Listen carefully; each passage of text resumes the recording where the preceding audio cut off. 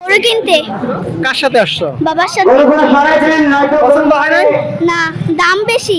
কি বলবো ভাই, ব্যবসা করি আশায় আসি, কিন্তু আশা আমাদের মিল হয় না, আমাদের খালি লসই হয়। আমি এই মুহূর্তে রয়েছি গাজীপুরের টঙ্গী ঐতিহ্যবাহী গরুর হাটে। কাল ঈদ, চলছে শেষ বেচাকেনা। তো আমরা এই হাটে ঘুরে ঘুরে দেখেছি যে আসলে অনেক গরু রয়েছে, আসলে সেই হিসেবে কিন্তু ক্রেতা নেই। তো এখানে যারা কিনতে এসেছেন আসলে তারা কিন্তু বলছেন যে দাম অনেকটাই বেশি, আবার যারা বিক্রি করছেন তারা বলছেন দাম পাচ্ছি না, দাম সস্তা। তো আসলে এটা নিয়ে চলছে, এবং যাদের পছন্দ হয় নাই তারাই কিন্তু ঘুরে ঘুরে দেখছেন। আসলে বৈরী আবহাওয়ার কারণে কিন্তু ক্রেতারা মাঠে এই হাটে আসতে পারেন। সেপনিল প্রাণঘাতী জীবাণুদের বিরুদ্ধেও দারুণ কার্যকর।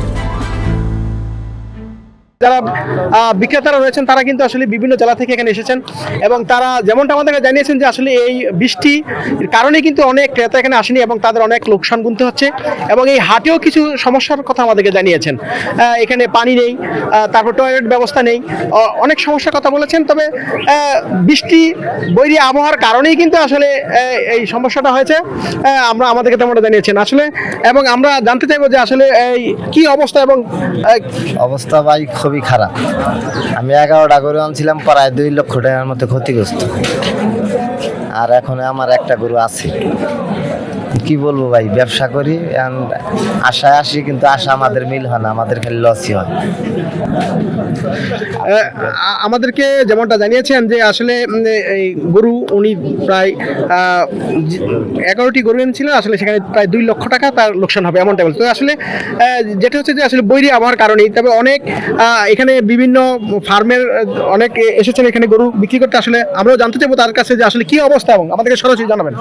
আমরা সেই আমিন ফার্ম থেকে, আমাদের ছোটখাটো ফার্ম, তো বাসা বাড়িতে আমরা গরু লালন পালন করি।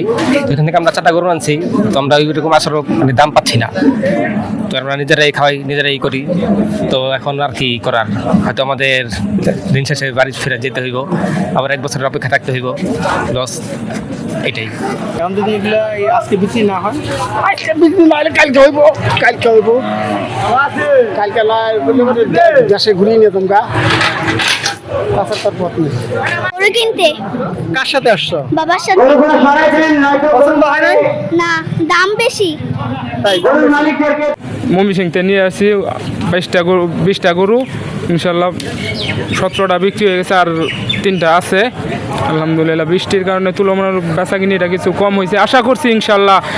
আর বাকি যেহেতু দিনগুলো আছে ইনশাল্লাহ গরু বিক্রি হয়ে যাবে। অনুরোধ করে জানাবো এই ব্যাপারী ভাইদেরকে সুযোগ সুবিধা না দিয়ে, তাদেরকে কোনো একটা হোটেল নাই, ভালো মানের একটা টয়লেট নাই, পানির ব্যবস্থা নাই, এভাবে সিটি কর্পোরেশন কীভাবে তাদেরকে হাত দেয়। এই জন্য আমি সরকারের কাছে জোর দাবি জানাবো, এভাবে তারা যে হাট কর্তৃপক্ষ এভাবে চালায়, একটা ব্যাপারীদেরকে কোনো নিরাপত্তা নাই, জানমালের নিরাপত্তা কিচ্ছু নাই।